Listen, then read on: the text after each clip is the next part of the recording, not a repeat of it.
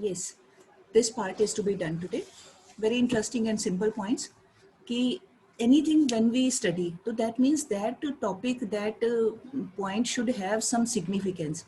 If we have studied about human capital formation, so then there must be some importance of this aspect. Okay, so now we have to discuss that. Now, what is that importance or role or significance? Any word can be there.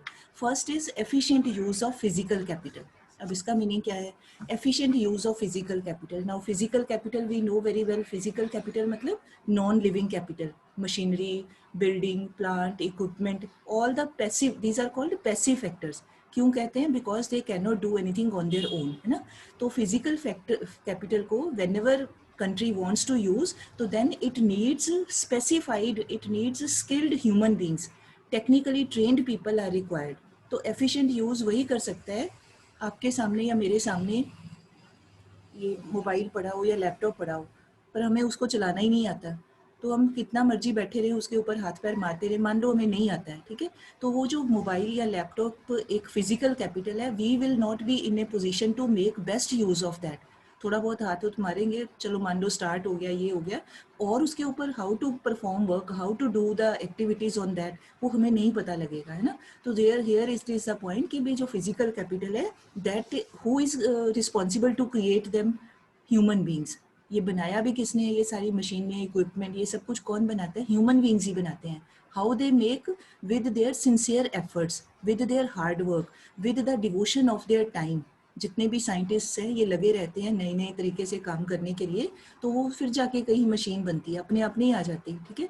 तो उसको फिर पहले बनाने के लिए human hard work is required, तो वो trend people are required. फिर उसको ऑपरेट करने के लिए भी वेल एजुकेटेड मतलब well trained people are required. तो ऐसे ह्यूमन बींग्स का जो स्किल है, only that can be able और that can be in a situation to make best possible use of this physical capital.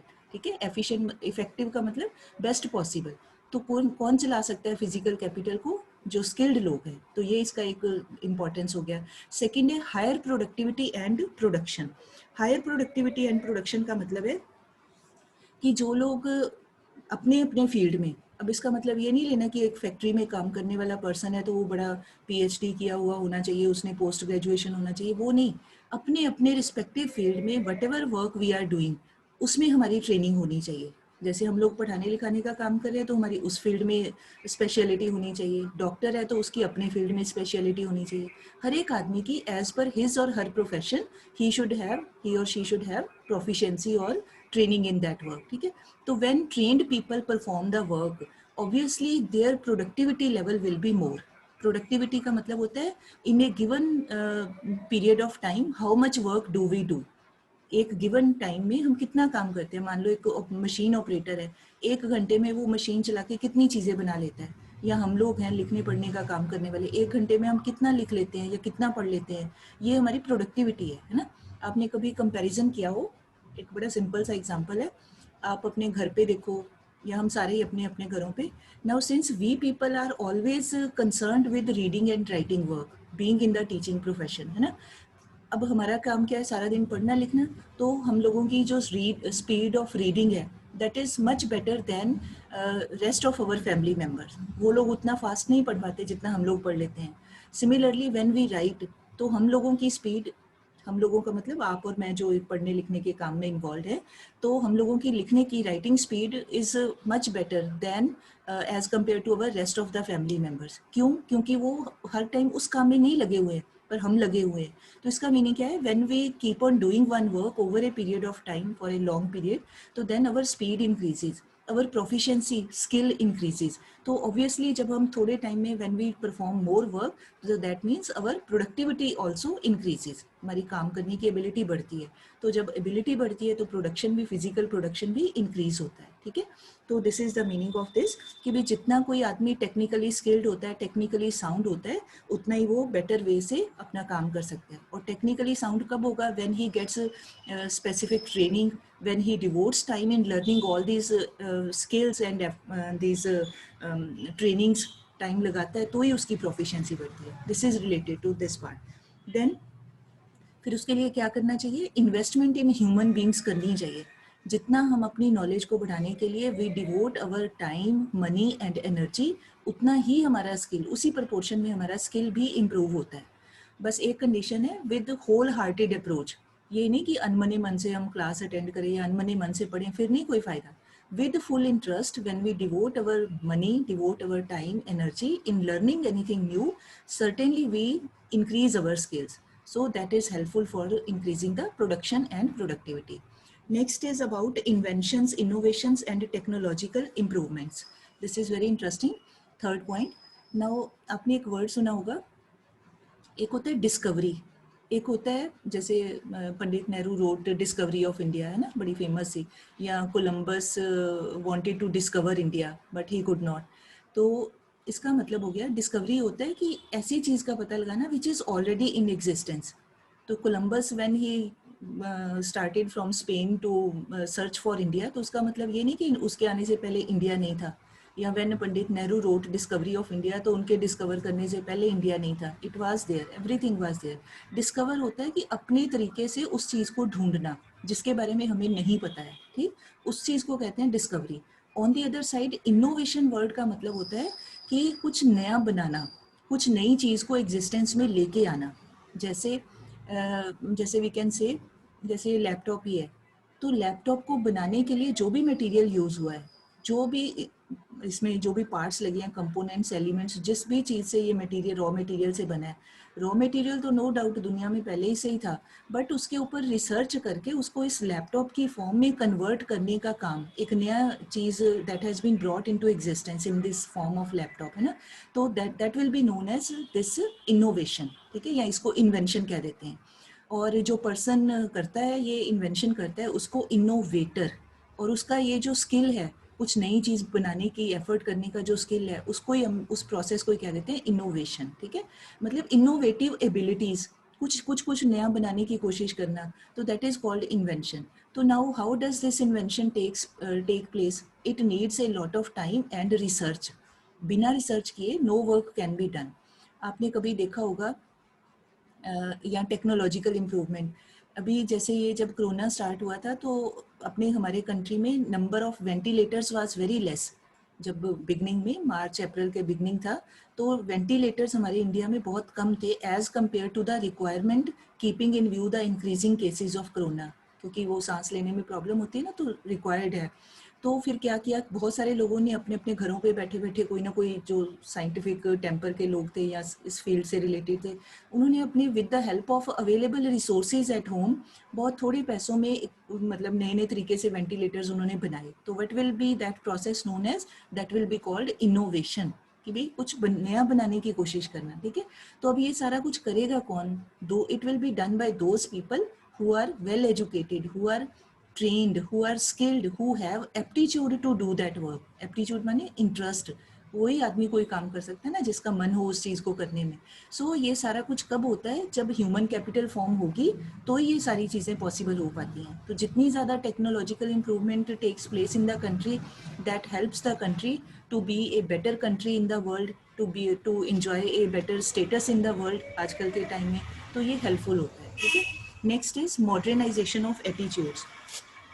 Modernisation का मतलब होता है, modernization we can understand in two parts, two ways are there. एक होता है हमारा modernisation of physical world, बाहर जो हमारी आसपास घरों पे, आसपास के माहौल में, इन्वायरमेंट में, whatever things are there which we are using, एक तो उन चीज़ों की मॉडर्नाइजेशन, जैसे घर पे हम नया नया सामान ले आते हैं, नए मॉडल की गाड़ी लाते हैं, नए मॉडल का कोई व्हीकल लाते हैं, नए मॉडल का कुछ भी लाते हैं, तो दैट मीन्स वो हम कुछ नया चाहते हैं, है ना, सामान फिजिकल मटेरियल फॉर्म में वी वांट समथिंग न्यू। एक तो वो मॉडर्न हो गया, modern physical out, what can we say, modern physical things और कमोडिटीज, एक तो ये है। सेकेंड, मॉडर्नाइजेशन का मतलब होता है मॉडर्नाइजेशन ऑफ एटीट्यूड्स, मतलब हम लोगों के मेंटल मॉडर्नाइजेशन, कि हम जो बात सोचते हैं, whatever we are thinking, that is on the modern lines. I think मैंने शायद पहले भी आपको एक दिन प्लानिंग वाले लेसन में बताया था, जैसे we are living in 21st century, but अगर हमारी थिंकिंग जो है वो आज से 200 साल पहले वाली हो, बहुत ही पुराने तरीके से हम सोचते हों, तो दैट मीन्स कि we are not having modern attitude, है ना, हम पुरानी सोच ही रखते हैं। और अगर हम मॉडर्न सोच रखते हैं, इसका मतलब हम ये सोचें कि आने वाले 50-100 ईयर्स में कैसी चीज़ों की ज़रूरत होगी, कैसा एनवायरनमेंट होगा, हम आने वाले टाइम के बारे में सोचते हैं, कुछ नया, जिससे लोगों की लाइफ में कोई चेंज आता है, पॉजिटिव एटीट्यूड हमारा बनता है, तो that is also called modernisation. Means एक one modernisation is at mental level, psychological level, and one modernisation is at outward physical level. So both types of modernizations take place when we have skilled manpower, when we have skilled human beings, professional human capital is there. तो हम मतलब कुछ नया चाहते हैं, तो that means हमारा सोच को भी बढ़ाने का, मेंटल होराइजन को भी बढ़ाने का ये काम करता है ह्यूमन कैपिटल. आप और मैं स्कूल आते हैं, कॉलेज आते हैं, पढ़ते लिखते हैं, तो चीज़ों को अंडरस्टैंड करने की जो एबिलिटी है that also improves, that is called modernization. ठीक है. उसके बाद है this increases life expectancy. This is quite simple. When we spend money on taking care of our health, है ना, we consume better food, nutritious healthy diet, we pay attention to our fruits, vegetables, all these things कि भी अच्छा खाना पीना खाना है. तो what is the intention behind that? We just want to remain healthy, we want to remain fit, physically fit, mentally fit, so that we can do better work, हम ठीक से काम कर सकें. तो और जब when we make use of better food, that means automatically we try to increase our lifespan also. Otherwise तो life span is in the hands of God only, कितना जीना है. बट एक कहने का मतलब है when we consume better food, nutritious food, take care of our health, take care of medicine, तो एक ऑब्वियसली हमारा जो ऑन एन एवरेज कंपैरेटिवली एक लाइफ है वो उसका थोड़ा सा पीरियड इंक्रीज होता है. हम अच्छी कंडीशंस में रहते हैं, बढ़िया तरीके से रहते हैं, तो हमारी एज बढ़ती ही है, कम नहीं होती है. बट इसके बिल्कुल कॉन्ट्रेरी हो, हमारा खाना ठीक ना हो, खाना मिलता ही ना हो, या हम मेडिसिन ना मिलती हो, कुछ इलाज ना करवा पाएँ, तो जिस आदमी ने 5 साल ज़्यादा जीना है वो 5 साल पहले ही डेथ हो जाती है in the absence of all these things. ठीक है. तो this human capital formation in the form कि when we take care of our health, तो that also helps to increase our number of years of our life. Life expectancy you have read in 10th class also, expected age of a person, तो वो भी हमारी improve होती है if we pay attention to our health. And what is health? Health is a source of human capital formation. Next is improves quality of life. Quality of life का मतलब है कि whenever income level increases, when we pay attention to health, education, then on the basis of all these things we can assume कि one person is in a condition to get better job opportunity. अच्छा पढ़ा लिखा है तो opportunity better होने की उसके probability is more as compare to an illiterate person. So when a person earns a handsome income, handsome मतलब बढ़िया पैसे मिलते हैं उसको, तो then that person tries to improve the standard of living of his as well as his family, his own standard of living and his family's standard of living. Then quality of life also improves. Quality of life का मतलब है कि how much satisfaction, how much contentment do we get from our surroundings. अपने घर के environment से हमें कितनी खुशी मिलती है, अपने आसपास की लोकेलिटी से, सिटी से, वहाँ का माहौल कैसा है, हमें उसमें रह के कितना बढ़िया लगता है, दैट ऑल्सो इम्प्रूव्स. वो तब होगा जब on an average maximum people they enjoy a good status, a good standard of living. ये नहीं हो सकता है कि आप बढ़िया घर में रहते हैं, you enjoy all the things, और आपके आसपास सारे बेगर्स रहते हैं, रोड्स आपकी टूटी हुई हैं, इलेक्ट्रिसिटी का कोई हिसाब नहीं है, वाटर फैसिलिटी है नहीं है, तो हमारी क्वालिटी ऑफ लाइफ नहीं होगी. Quality of life it is a comprehensive term, means it involves the society as a whole. एक आदमी का नहीं है, सबके साथ ही है, मतलब सबको लेके. So when in the society all these good things we get in our surroundings, positivity we find in our environment, then we say कि भाई हाँ वी आर कंटेंटेड, हम सेटिस्फाइड हैं, खुश हैं, ठीक है, बहुत बढ़िया लग रहा है. तो दैट ऑल्सो इम्प्रूव्स. वो कब होता है? जब एक बढ़िया ह्यूमन कैपिटल का स्टॉक कंट्री के अंदर हो and all people try to do better and better, तभी पॉसिबल है. And last one is control on population growth. This is also important. तो आपको बताइए कि the root cause of all the major economic problems in our country that is excessive population. ठीक है. क्यों है? क्योंकि excess of population reduces our per capita income. Formula एक करते हैं ना, per capita income is equal to national income divided by population. तो जितनी ज़्यादा पॉपुलेशन होती है that means per capita availability of income, per capita availability of all the facilities around us, that keeps on falling. लोगों का ही number बढ़ता जाता है, गवर्नमेंट कितना कुछ कर लेगी, हर बार लोग बढ़ते जाते हैं, करोड़ों लोग बढ़ जाते हैं हर साल ही। तो दैट मीन्स कि when we get this, when we come to the point of understanding of this human capital formation, पढ़ लिखते हैं, तो देन वी अंडरस्टैंड कि भी there should be a check on this excessive growth of population. Then we try to have small families as compared to illiterate people, because we understand कि if the number of members in the family is less, then we can enjoy better facilities. Per capita availability of all the things in the family, that will improve if number of members is less. So there will be, obviously there will be an attitude of the people to keep a check on the growth of population. ठीक है. So this is all about this significance. यहाँ पे you can write the word significance also. Paper में ये भी आ सकता है. Role, importance, need of human capital formation. ठीक है. Four marks में you can get. तो any 4 points for whom you can write better explanation, you can write that. ठीक है जी. उसके बाद है next page के ऊपर one heading is given, problems of human capital formation. So this is not in syllabus, revised syllabus, but I want you to read this part because this is quite important for understanding purpose. So you can write here only reading. Serious reading ऐसे लिख लो. Serious reading means कि in case any one point comes, any line, anything related to this part comes, एक आधा कोई 1 mark type question आता है, तो you should be in a position to write 1 or 2 lines about that. मैं briefly आपको बताती हूँ, ज़्यादा डिटेल में नहीं जाएंगे. That you can read and very easy कि problems क्या है. अगर human capital formation is so important, so significant, then why don't we undertake this work in our country? ये तो क्वेश्चन आता ही है ना मन में, इतनी इसकी इंपॉर्टेंस है तो हम क्यों नहीं करते अपने कंट्री में.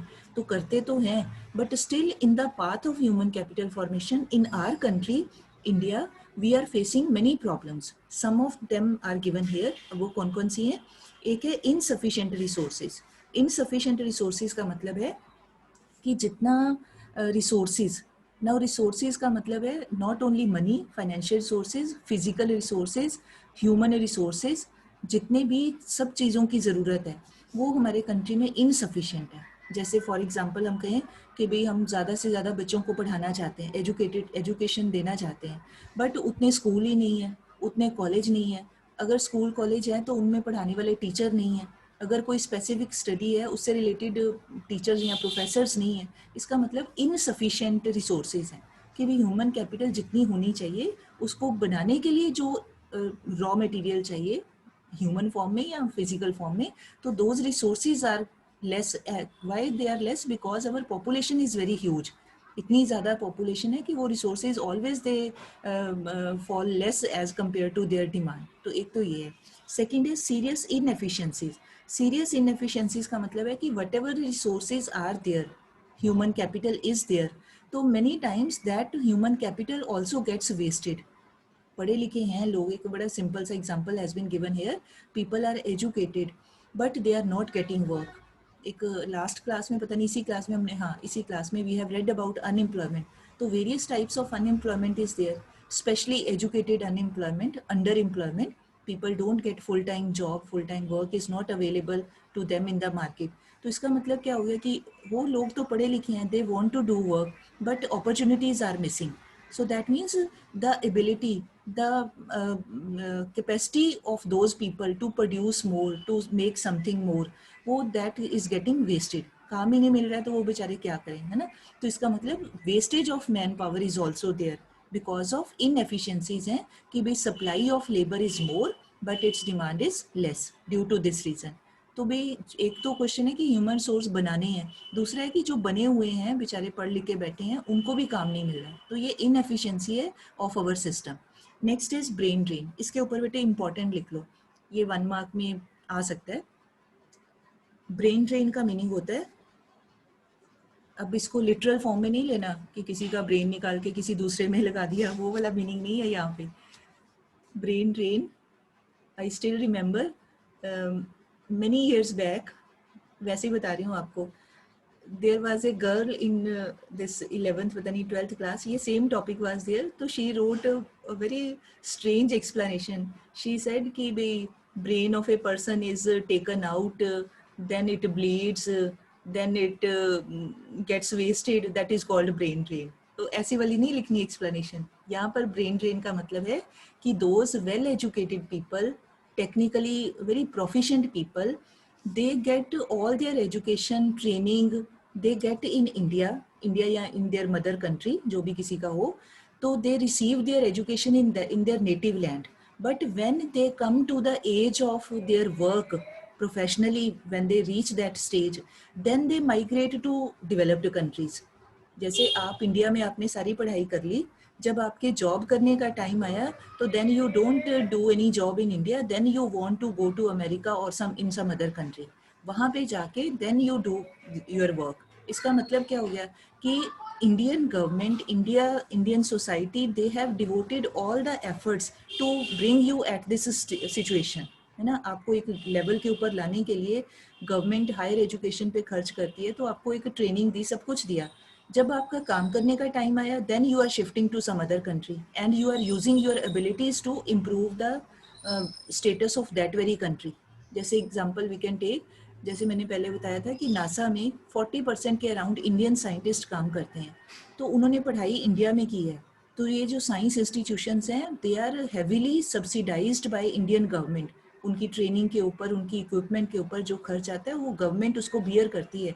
तो मतलब एक साइंटिस्ट बनाने के ऊपर लेबॉर्ट्रीज इंडिया की यूज़ हुई, जिन प्रोफेसर्स ने पढ़ाया वो इंडिया के यूज़ हुए, पैसा इंडिया का यूज़ हुआ। बट जब काम करने का समय आया, then those people they went to America कि नहीं जी भाई, हमें इंडिया में काम नहीं मिल रहा है, तो हम चले जाते हैं। This type of shifting of knowledgeable people from their mother country to some other country, to some other nation, that situation is called brain drain. तो this is also one of the biggest problems कि जो बहुत highly qualified होते हैं, ये छोटे मोटे काम वाले नहीं, ये साइंटिस्ट टाइप के लोग ज़्यादा बोल सकते हैं, प्रोफेशनल्स, वो जब शिफ्ट करते हैं तो इसका मतलब नाउ जो 40% वहाँ काम कर रहे हैं लोग, तो अगर वो 40% if they would have done work in India, तो हमारा भी तो कंट्री का जो स्पेस का काम है और भी ज़्यादा इम्प्रूव हो सकता था। नो डाउट अभी भी बहुत इम्प्रूवमेंट कर रहा है, बट और भी हो सकता था। तो दिस प्रॉब्लम इज़ देयर कि well educated people when they try to go to some other country, ठीक है, that is called brain drain. Next है हाई रेट ऑफ पॉपुलेशन। ये सिंपल ही है कि government can do lot of efforts, but when there is excessive population, all those efforts go in vain. और ज़्यादा लोग होते जाते हैं और होते जाते हैं, तो कभी भी फुलफिलमेंट हो ही नहीं पाती है। तो ये तो सिंपल सा पॉइंट है। फिर then several imbalances. Several imbalance का मतलब है कि जो एजुकेशन होती है that is basically divided into 3 parts, ठीक है। एक होता है स्कूल एजुकेशन, एक होता है कॉलेज एजुकेशन, एक होता है यूनिवर्सिटी एजुकेशन। मतलब कॉलेज और यूनिवर्सिटी वैसे तो एक ही है, बट चलो स्टिल एरिया वाइज भी कह लें, लेवल वाइज भी कह लें। एक स्कूल की एजुकेशन, एक होती है कॉलेज एजुकेशन, एक और हायर एजुकेशन यूनिवर्सिटी के लेवल के ऊपर, ठीक। तो अब क्या होता है, जो यूनिवर्सिटी एजुकेशन है वो that is heavily funded by the government of India. जितनी ये यूनिवर्सिटीज़ हैं उनको बहुत सारी ग्रांट्स हमारी सेंट्रल गवर्नमेंट देती है, बहुत पैसा देती है उनको चलाने के लिए, ठीक है। तो उसके ऊपर more money is being spent as compare to that higher education, university education, जिस पे रिसर्च होती है, लोग अपना कोई ना कोई नया कुछ करते हैं, कोई टेक्निकली कुछ सीखते हैं, रिसर्च वर्क ज़्यादा होता है यानी। तो उसके कंपैरेटिवली जो प्राइमरी एजुकेशन है, स्कूल का भी लोअर 5th क्लास तक की, उसके ऊपर less money is being invested by the government. अगर मनी वाइज देखें तो एक यूनिवर्सिटी के ऊपर ज़्यादा पैसा खर्च हो रहा है गवर्नमेंट का as compare to elementary education, ठीक है। तो दैट मीन्स कि अब होता क्या है, आप नोटिस करो, जो एजुकेशन स्ट्रक्चर होता है उसमें अगर आप ऑब्जर्व करो तो स्टूडेंट्स का नंबर जो होता है ना, वो एक पिरामिड की तरह होता है। Pyramid means base is wider, उसके बाद वो श्रिंक होता जाता है, करते करते ऊपर आके एक टॉप के ऊपर एक पॉइंट हो जाता है। अगर आपको याद हो 8th क्लास में you have done one structure of judiciary, नीचे करते हैं सबसे नीचे लोअर पार्ट, लोअर कोर्ट्स, है ना, सबॉर्डिनेट कोर्ट्स, उसके ऊपर फिर आ गया वो ज़्यादा होती हैं, they are more in number. उसके बाद फिर होती हैं high courts, comparatively less in number. उसके बाद होता है supreme court, only one in the country, pyramid, triangular shape. तो सेम थिंग इज हियर कि भी हमारे कंट्री में जो बच्चे एलिमेंट्री एजुकेशन लेने वाले हैं, their number is in excess, बहुत ज़्यादा है, बट उनके ऊपर less money is being invested by the government उनकी पढ़ाई के ऊपर, ठीक है। On the other side, number of students who want to acquire university education, very higher education, their the number of though students is less, but in comparison to that less number of students, the money which is being invested by the government, that is much more. ऊपर की पढ़ाई के लिए बच्चे कम हैं but money ज़्यादा खर्च होता है, और सबसे लोअर लेवल की पढ़ाई के में बच्चे ज़्यादा हैं और मनी कम खर्च होता है. तो दिस इज़ कॉल्ड इम्बैलेंस. होना क्या चाहिए कि लोअर लेवल के ऊपर भी ज़्यादा मनी स्पेंड होना चाहिए, क्योंकि वहाँ पे जो कम एज के बच्चे हैं उनका नंबर ज़्यादा है, तो उस पर भी ज़्यादा खर्च होना चाहिए. ठीक है, तो this is called imbalance. And last है lack of proper man power planning. Man power planning का यहाँ पर मतलब है यहाँ पर ऐसे बोल सकते हैं इसको कि we can say like some of the works are there in which demand of people is less but supply of people is more, and some jobs are of this kind कि वहाँ पे demand is less, demand is more and supply is less. अब इसका meaning क्या है? जैसे मान लीजिए कोई IT सेक्टर है, वहाँ पे कोई बड़ा ही हाईएस्ट लेवल के ऊपर कोई प्रोफेशनल चाहिए कंप्यूटर का कुछ काम करने के लिए, कोई सॉफ्टवेयर इंजीनियर. अब वो इंजीनियर की डिमांड तो है बट उतने पढ़े लिखे उस लेवल तक के एक्सपर्ट लोग मान लो आसपास नहीं मिल रहे हैं, जो भी कंपनी है उसको नहीं मिल रहे हैं. न्यूज़पेपर में भी वैकेंसीज देते हैं या वैसे भी देते हैं, तो उस तरह का एक्सपर्टीज लेवल के लोग नहीं आ रहे हैं. इसका मतलब डिमांड तो है उस काम की बट सप्लाई इज लेस, या थोड़े हैं या आ ही नहीं रहे हैं. कि demand is there but supply of people those who can do that work that is missing. On the other side मान लीजिए एक बस ड्राइवर है. अब बस चलाने वाले तो बहुत सारे लोग हैं, इतनी डिमांड नहीं है जितने बस को चलाने वाले लोग हैं अवेलेबल हैं. तो supply is more and demand is less. हर कोई ड्राइवर बन सकता है थोड़ा बहुत सीख के. कंप्यूटर एक्सपर्ट सॉफ्टवेयर इंजीनियर हर कोई नहीं बन सकता, उसके लिए बहुत टाइम और अपना एज और अपना व्हाट कैन वी से एफर्ट्स डिवोट करने पड़ते हैं, हार्डवर्क लगाना पड़ता है. ठीक है, तो कहने का मतलब है कि कुछ काम ऐसे हैं जिनमें लोगों का करने वाले लोग ज़्यादा हैं बट उनकी इतनी डिमांड नहीं है. जब ऐसी सिचुएशन होती है तो क्या होता है, लोगों की इनकम हमेशा ही कम होती है. एक बस ड्राइवर की इनकम हमेशा कम होगी as compare to a very skilled and highly qualified software engineer. जिस काम में सप्लाई कम है उस काम को करने वाले लोगों का income level is always more. Are you getting my point? है ना, जो जितनी पढ़ाई लिखाई का लेवल है, जितनी किसी की डिमांड है, सीधे से वर्ड्स में जितने किसी के काम की डिमांड है उसकी सैलरी उसकी इनकम उतनी ही ज़्यादा है. तो ये इम्बैलेंस है, इसको बोला जा सकता है लैक ऑफ, कि भाई मैन पावर प्लानिंग नहीं है. प्लानिंग, अब बेटे एक और देखना है, प्लानिंग सिर्फ ये नहीं होता कि गवर्नमेंट ने सारा कुछ प्लान करना है. This depends on the aptitudes of the people also. अब कोई किसी को ज़बरदस्ती थोड़ी किसी फील्ड में कर सकता है कि पुश कर सकता है, नहीं तुमने सॉफ्टवेयर इंजीनियरिंग ही करनी है, अगले का इंटरेस्ट ही नहीं है, अगले को समझ ही नहीं आ रहा है, तो वो नहीं कर सकता. तो ये लोगों के अपने अपने इंटरेस्ट के ऊपर, उनकी पढ़ाई लिखाई के ऊपर it depends. And last is weak science and technology. इसका मीनिंग है कि भाई हमारे कंट्री में the level of research in the field of this science and technology, that research work is less. ये नहीं है कि our scientists cannot do wonders, they can also do, but the money which is required for facilitating their efforts, money which is required for facilitating their research work, उतना नहीं government अपने budget में does not allocate that money towards this side. तो उसका result क्या होता है, फिर हमारा टेक्निकल लेवल थोड़ा सा पीछे रहता है as compare to advanced countries. हमारा रिसर्च वर्क पीछे रहता है as compare to advanced countries. ठीक है, तो जैसे एक वी कैन से, मुझे एग्जांपल एक याद आ रहा है, आज से 2 और 3 इयर्स बैक एक आपको याद है, एक मंगलयान भेजा था हमारे इसरो साइंटिस्ट ने, मिशन मंगल, है ना. तो मंगलयान को बनाने के ऊपर जितना पैसा खर्च हुआ था, पता नहीं, आई मे बी रॉन्ग बट जो मेरा याद आ रहा है मुझे 400 करोड़ के आसपास. तो उतने पैसों से तो हॉलीवुड में एक मूवी भी नहीं बनती है, जितने पैसों में हमारे साइंटिस्ट ने इतने कम खर्चे में इतना बड़ा वो मिशन बना के मार्स के ऊपर भेज दिया, अपनी सारी रिसर्च की, अपना सब कुछ अरेंजमेंट किया. उतने पैसों में अमेरिका में जो एक मूवी बनती है उससे भी कई गुना ज़्यादा पैसे खर्च होते हैं. तो इसका मतलब क्या हुआ कि our scientist they have skill, they have knowledge, they can do something, but उनको जितना अलॉटमेंट ऑफ बजट होना चाहिए उतना नहीं हो पाता है. रीज़न क्या है कि कंट्री में इतना मनी नहीं है, इतना फाइनेंशियली हमारा स्ट्रॉन्ग कंट्री नहीं है. हो रहा है बट उतना नहीं है एडवांस कंट्री के कंपैरेटिवली. तो ये चीज़ें भी अफेक्ट करती हैं level of this technical improvement और एडवांसमेंट को. ठीक है, so this is all about problems. ये थोड़ा सा ध्यान से पढ़ लेना.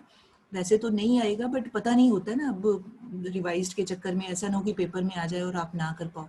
सो इसको थोड़ा सा ध्यान से कर लेना, ठीक है। So with this chapter comes to an end. ये चैप्टर का इतना ही काम है, और बाकी का जो बुक में दिया हुआ है वो आपने नहीं करना है, ठीक है, वो सिलेबस में नहीं है। Tomorrow we will start next lesson infrastructure, ठीक है। इंफ्रास्ट्रक्चर में you can note down what to do, because that lesson is also given in good length in the book, but हमने सारा नहीं करना है। You may please note down करना क्या उसमें, chapter infrastructure, meaning of infrastructure and types of infrastructure. This is chapter number 9 बेटा। Book के ऊपर ही आप लिख लो जहाँ से चैप्टर स्टार्ट हो रहा है ना, on the very first page you can note down chapter 9, chapter number 9 infrastructure. Top के ऊपर ही आप पेंसिल से लिख लो what to do. This is